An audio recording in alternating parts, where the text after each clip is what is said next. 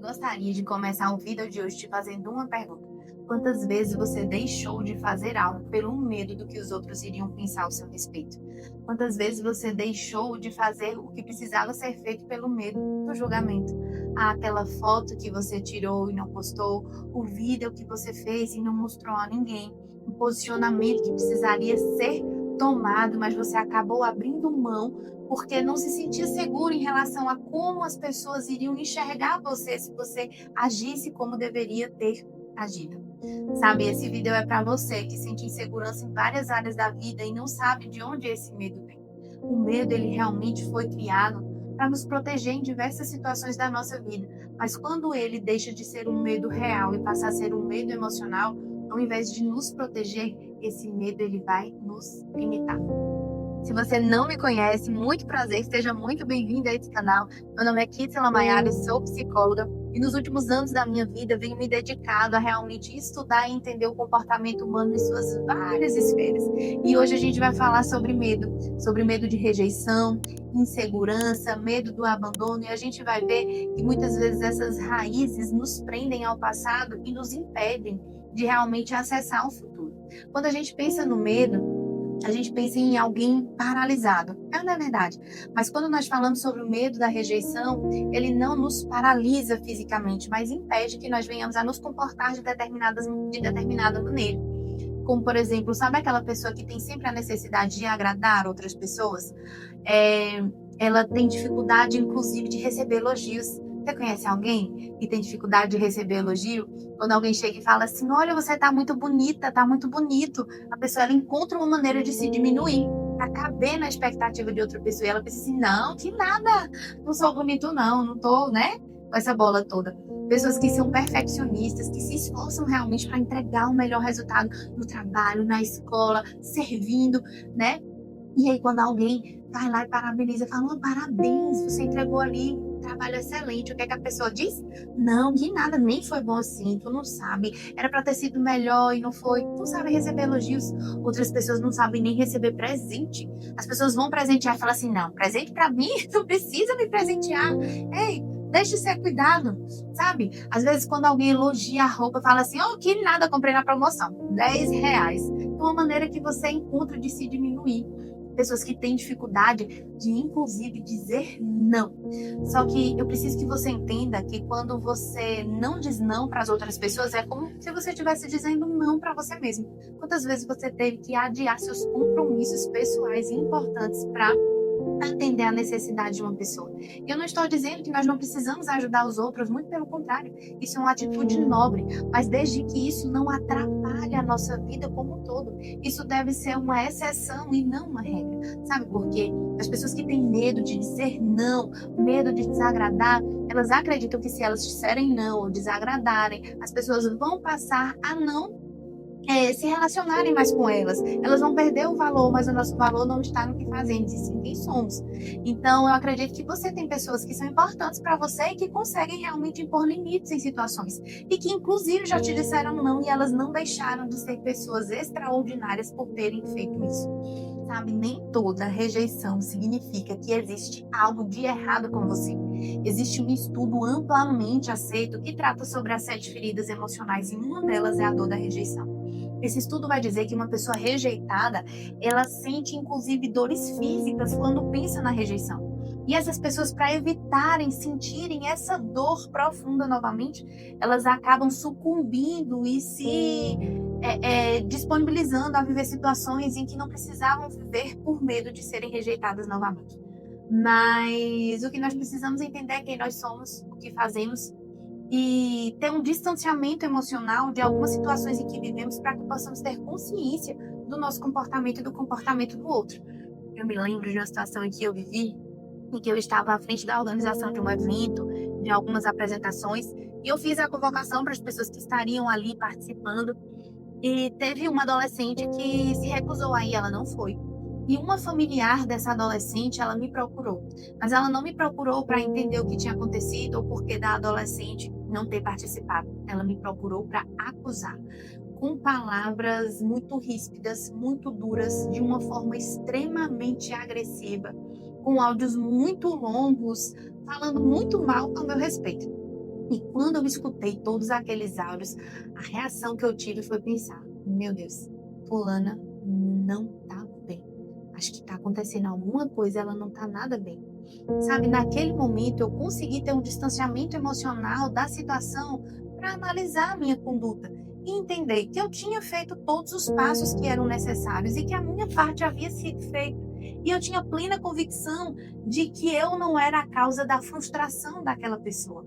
Mas sabe, se eu não conseguisse me distanciar emocionalmente, estivesse como refém das minhas próprias emoções naquele momento, talvez eu teria uma atitude totalmente desmedida. Eu acredito que você já ouviu aquela frase que diz assim: olha, não leve desaforo para casa. E muitas pessoas acabam se envolvendo em vãs discussões porque simplesmente não querem levar o desaforo para casa. Mas sabe, a maneira como eu me comporto com a outra pessoa diz muito mais ao meu respeito do que a respeito daquela pessoa. Aquela conduta que aquela mulher teve ao me procurar denunciou muito mais um comportamento fragilizado dela do que uma falha minha. E quando eu digo assim, olha, o entendimento que eu tive foi pensar, meu Deus, fulano não tá bem. Eu não estou dizendo que quando essas situações acontecerem, você vai estar sempre certo. A gente precisa ter uma maturidade para olhar para o nosso comportamento e entender, calma aí, deixa eu ver. Qual a minha parcela de culpa e responsabilidade nessa situação?